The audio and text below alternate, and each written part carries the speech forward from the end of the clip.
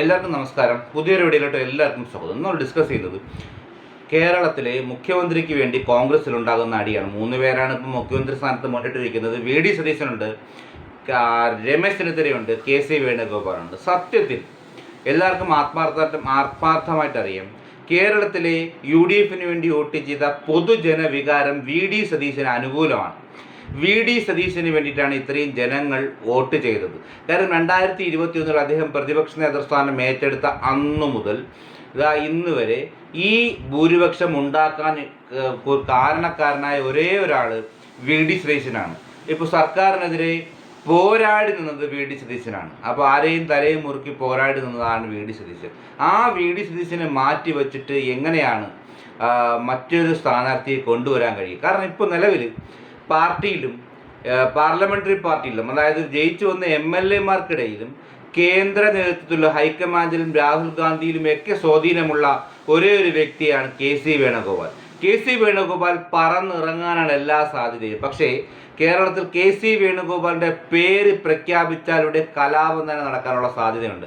നിങ്ങൾക്കെല്ലാം ഓർമ്മയുണ്ടോയെന്നറിയില്ല, 2006 ഇതുപോലെ അച്യുതാനന്ദനെ ഒഴിവാക്കിയിട്ട് പിണറായി വിജയൻ മുഖ്യമന്ത്രി ആവാനുള്ളൊരു ശ്രമം നടത്തിയപ്പോൾ അന്ന് തെരുവിൽ ജനങ്ങളിറങ്ങിയ ഒരു അവസ്ഥയുണ്ടായിരുന്നു. അതുപോലൊരവസ്ഥ കേരളത്തിൽ ഉണ്ടാകും വി.ഡി. സതീശനെ ഒഴിവാക്കി കഴിഞ്ഞാൽ. ഇന്നലെ വി.ഡി. സതീശന് റെയിൽവേ സ്റ്റേഷനിൽ നൽകിയ സ്വീകരണം തന്നെ ഇതിൻ്റെ മറ്റൊരു ഉദാഹരണമാണ്. അപ്പോൾ എനിക്ക് പറയാനുള്ളത്, വി.ഡി. സതീശനാണ് കേരളത്തിലെ ജനങ്ങളുടെ പൊതുവികാരമുള്ളത്. ഈ പൊതുവികാരത്തെ മറികടന്നിട്ട് മറ്റെന്തിനെങ്കിലും ശ്രമിക്കാനായിട്ട് കോൺഗ്രസ് ശ്രമിച്ചു കഴിഞ്ഞാൽ അത് കോൺഗ്രസിൻ്റെ ഉദയക്രിയയ്ക്കുള്ള തുടക്കമായിട്ട് മാറുമെന്നാണ് പറയാനുള്ളത്. കാര്യം ഈ 102 സീറ്റുകളുടെ ഏക അവകാശി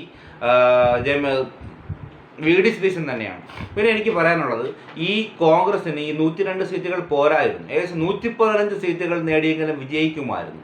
അത് തടയിട്ടത് കെ.സി. വേണുഗോപാൽ തന്നെയാണ്. കാരണം കെ.സി. വേണുഗോപാലിൻ്റെ ഇഷ്ടക്കാരെയൊക്കെ ഇവിടെ സ്ഥാനാർത്ഥിയാക്കി നിർത്തി ജയിപ്പിക്കാനായിട്ട് ജനവികാരമുള്ള അല്ലെങ്കിൽ ജനപിന്തുണയുള്ള നേതാക്കന്മാരെ ഒഴിവാക്കി, വി.ഡി. സതീശൻ പറഞ്ഞ നേതാക്കന്മാരെ ഒഴിവാക്കി കെ.സി. വേണുഗോപാലിൻ്റെ ഇഷ്ടക്കാരെ തിരികെ കയറ്റിയതാണ് ഈ ഒരു അവസ്ഥയിലേക്ക് പോകാൻ കാരണം, 102ലേക്ക് എത്താൻ കാരണം. അല്ലെങ്കിൽ നിയമസഭാ പ്രാതിനിധ്യം പോലും ഒരു നിമിഷം കോൺഗ്രസ്സിന് അല്ലെങ്കിൽ CPM-ന് നഷ്ടപ്പെടാനുള്ള സാധ്യത വരെ ഇവിടെ ഉണ്ടായിരുന്നു.